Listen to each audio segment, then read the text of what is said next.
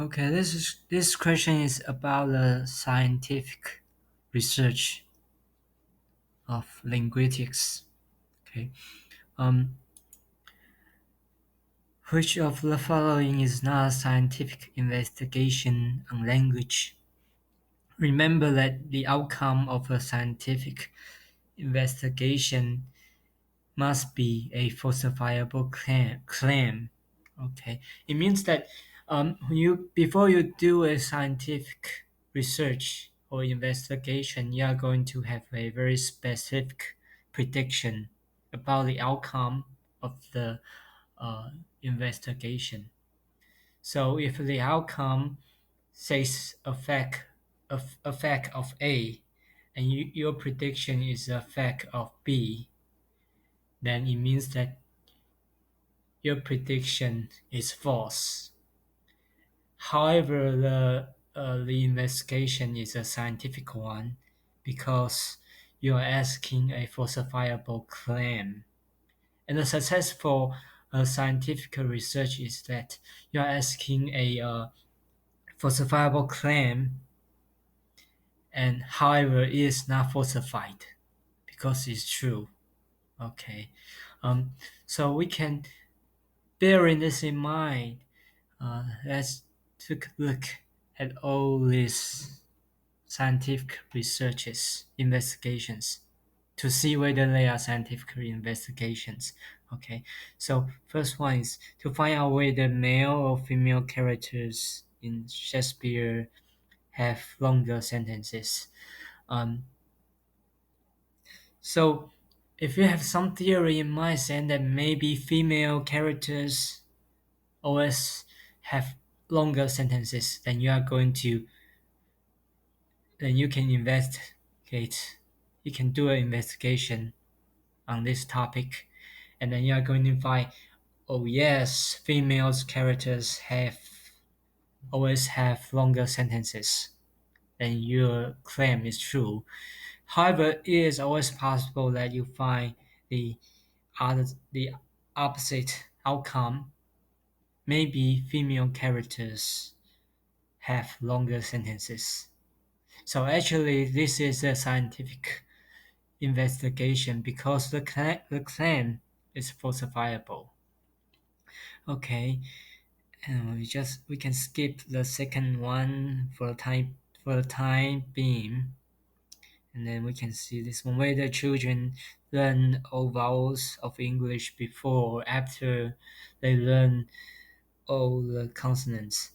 This one is to investigate the order of a kid acquires a vowel and consonants.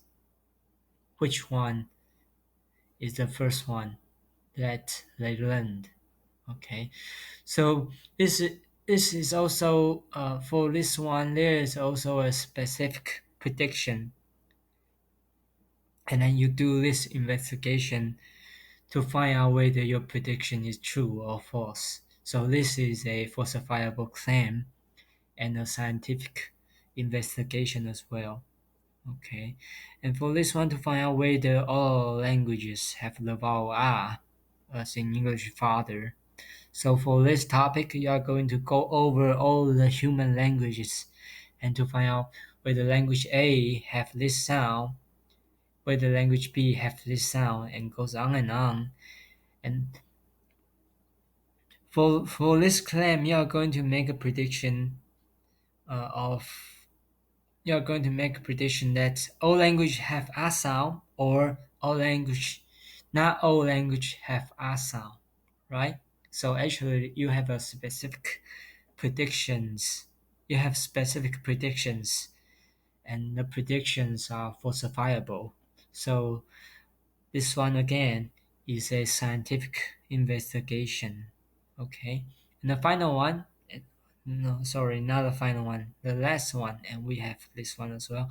Uh, this guy to find out whether the languages of Europe have more vowels than the languages of India. Again, we have a specific prediction. The vowels in Europe and the vowels in India. We are going to compare the numbers of these two groups. And you have some theory in mind, you are going to predict that maybe the vowels in Europe are more than that in India, right? Or you have another theory that predicts otherwise. So actually, this is a this investigation can test some specific scientific claims. So again, this is an falsifiable claim, and this is a scientific investigation. And then we are going to look at the final one. You know that this one is not a scientific investigation, so actually this one is the right choice for this question.